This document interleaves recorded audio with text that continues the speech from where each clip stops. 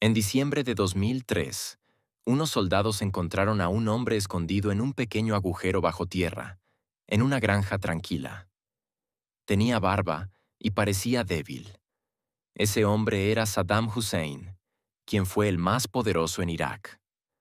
¿Cómo terminó un dictador temido viviendo como un fugitivo en un hoyo bajo tierra? Gobernó con miedo, violencia y control. La gente tenía miedo de decir su nombre, pero ahora estaba en silencio, solo y sin poder bajo la tierra. Sorprendió al mundo. ¿Cómo pudo un líder conocido por construir palacios y estatuas caer tan bajo? La gente miraba las noticias con ojos grandes y boca abierta. Saddam fue tratado como un rey en otro tiempo.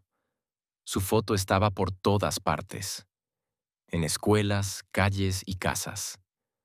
Hoy lo encontraron con una bolsa pequeña y sin armas. El agujero era oscuro, solo lo bastante grande para acostarse, sin oro, sin guardias, sin poder. La gente preguntaba, ¿cómo alguien tan fuerte terminó así? Ese momento no fue solo la caída de un hombre, marcó el fin de una época llena de miedo para el pueblo de Irak. Algunos lloraron, otros aplaudieron. Durante años, los iraquíes vivieron bajo reglas muy estrictas. Muchos no podían hablar con libertad ni vivir en paz. Ahora su líder estaba oculto, callado y capturado.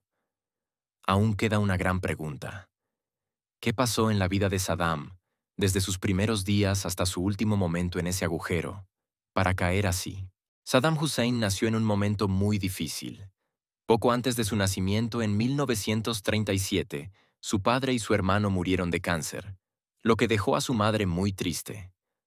Su madre pensaba que el bebé no nacido traía mala suerte. Intentó acabar con el embarazo y también quitarse la vida. Estos hechos marcaron la infancia de Saddam. Cuando nació, su madre lo dio a un tío. Más tarde, ella se volvió a casar y lo recuperó. Pero el nuevo padrastro lo golpeaba fuerte, incluso para despertarlo. El dolor y el miedo constantes en casa dejaron una gran marca en el joven Saddam. Estos primeros años quizás ayudaron a crecer la rabia y crueldad que mostró después. A los 10 años, Saddam ya estaba cansado de los golpes y la tristeza. Decidió huir de su pueblo cerca de Tikrit y se mudó a la gran ciudad de Bagdad. Bagdad era muy diferente. Las calles tenían luces y había coches. Lo más importante era que ahora Saddam vivía con su tío, quien fue una figura fuerte para él. El tío no solo era un hombre amable, también participaba mucho en la política y tenía ideas firmes. Había luchado en una guerra y seguía creencias religiosas estrictas. Este tío ayudó a Saddam a entrar en una escuela que enseñaba orgullo árabe y creencias políticas fuertes. En casa, veía libros y discursos llenos de odio. La mezcla de la rabia de su pasado y las nuevas ideas de su tío le dio a Saddam un nuevo camino. Desde ahí, empezó a pensar en liderar, luchar y cambiar Irak. Mientras Saddam crecía en Bagdad, Irak también pasaba por grandes cambios. El antiguo dominio otomano terminó tras la Primera Guerra Mundial, dejando al país inestable. Después de la guerra, Gran Bretaña tomó el control de Irak y luego lo convirtió en un reino bajo la familia hachemita. Pero muchos iraquíes no confiaban y lo llamaban gobierno títere. En 1941, un líder llamado Rashid Ali intentó quitar al rey con ayuda de la Alemania nazi. Aunque falló, mostró lo enojada que estaba la gente por la influencia extranjera. Los británicos lucharon rápido contra Rashid Ali y devolvieron al rey hachemita al poder. Estos conflictos hicieron que Irak fuera muy inestable en la juventud de Saddam. Durante esos años, los líderes cambiaban seguido. Algunos querían acercarse a Europa, otros preferían alejarse. La gente quedaba atrapada en medio de todo. Saddam creció viendo todas estas luchas por el poder. El miedo, la violencia y los cambios de líderes a su alrededor marcaron su idea del poder en Irak. Incluso en las escuelas y casas se hablaba sobre poder, líderes y quién debía mandar. Saddam no solo aprendía de libros, también lo hacía de la vida diaria en su país. Las décadas de 1940 y 1950 mostraron que Irak no podía encontrar un sistema que funcionara por mucho tiempo. Cada líder traía esperanza, pero pronto lo quitaban. Estos hechos ayudaron a formar un mundo donde las ideas y la violencia iban juntas. Saddam aprendió de esto al comenzar su camino en la política. El camino de Saddam hacia la política empezó con su tío. Este hombre tenía ideas fuertes sobre la unidad árabe y las compartió con Saddam desde joven. Llenó la casa de Saddam con libros y discursos que hablaban de odio y control. Estas ideas le dieron al joven Saddam un enemigo claro y un fuerte propósito. El tío también ayudó a Saddam a unirse a un grupo llamado el Partido Baas, un grupo político que creía que los países árabes debían unirse como una sola nación fuerte. Saddam se unió al Partido Baas cuando aún era un adolescente. Estudió sus reglas y creía mucho en su mensaje de fuerza, lucha y orgullo árabe. En 1959, con solo 22 años, Saddam participó en un plan secreto para matar al líder de Irak en ese momento, el presidente Qasim, quien había quitado poder al partido Baas. Saddam y su grupo intentaron disparar a Qasim, pero el plan salió mal. Hubo disparos, pero Qasim sobrevivió. Saddam huyó herido y lo buscaba la policía. Después del ataque fallido, Saddam no tenía un lugar seguro en Irak. Salió del país y fue a Egipto, donde estudió y esperó una oportunidad para volver. En Egipto, Saddam se mantuvo cerca del partido Baas. Estudió Derecho, pero nunca dejó de pensar en Irak y en cómo ayudar al partido a volver al poder. Ese momento llegó en 1963. Los miembros del partido Baas en Irak quitaron a Qasim del poder en un ataque rápido. Saddam, aún joven, volvió a casa lleno de esperanza. Aunque el partido Baas tomó el poder en 1963, no duró mucho. Solo 9 meses después, otro grupo lo reemplazó y muchos líderes baasistas fueron expulsados. Saddam siguió fiel al partido Baas incluso en esos tiempos difíciles. Se escondió y trabajó en secreto para que el partido volviera algún día. Esta lucha constante por el control hizo que Saddam fuera más cuidadoso y más seguro de que solo acciones fuertes podían ganar y mantener el poder en un país como Irak. Después de volver de Egipto, Saddam vio más cambios políticos. En 1968 hubo otro golpe militar, y esta vez el partido Baas volvió con fuerza al poder. El nuevo líder, Ahmed Hassan al-Bakr, era primo mayor de Saddam.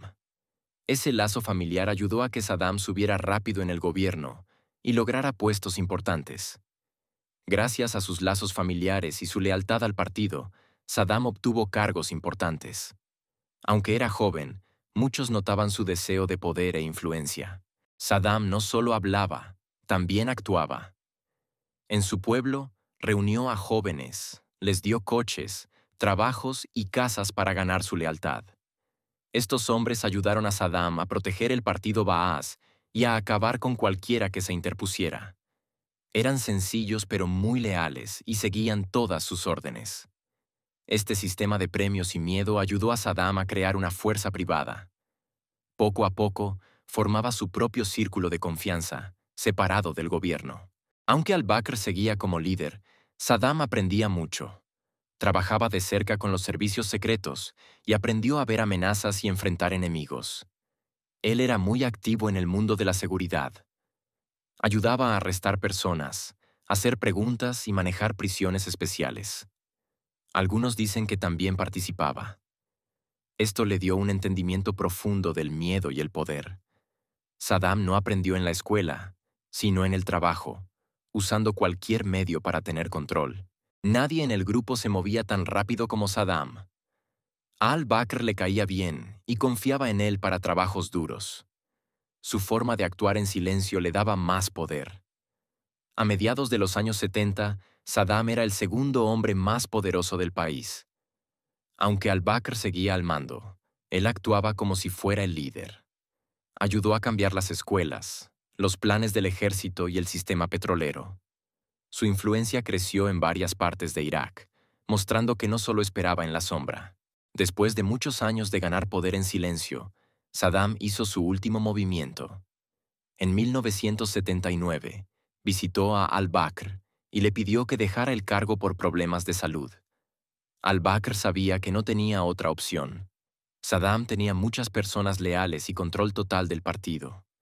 Al-Bakr aceptó renunciar y Saddam fue el nuevo presidente. Esto no fue un cambio de poder normal. Saddam lo logró con presión, miedo y la amenaza silenciosa de violencia. Estaba listo para gobernar Irak solo. Solo una semana después, Saddam mostró lo serio que era con su nuevo poder. Hizo una gran reunión con los líderes del partido y mandó grabar todo en video. En la reunión, un hombre leyó una lista de nombres. Se dijo que cada persona nombrada era parte de un plan secreto contra Saddam y fue llevada por los guardias. Las personas en la reunión se asustaron. Algunos se levantaron, rogando para mostrar su apoyo a Saddam y que no le pasara nada. El miedo llenó la sala y todo el país. Saddam llamó a esta acción una limpieza. Fue un tiempo en que quitó del camino a todos los que no le daban confianza o podían ir en su contra más adelante. Mucha gente fue sacada de la política, arrestada o incluso asesinada. Esto hizo que otros se quedaran callados, con miedo de ser los siguientes. La purga no fue por ley ni justicia, fue por control. Ahora, nadie estaba seguro a menos que siguiera a Saddam por completo y sin hacer preguntas. Saddam quería parecer fuerte y valiente. Hacía actos públicos, daba discursos largos y ponía su foto por todas partes para que la gente recordara quién mandaba. Al mismo tiempo, usaba el miedo para evitar que alguien dudara de su poder. Vigilaban a la gente, y hasta palabras pequeñas podían causar castigo o algo peor.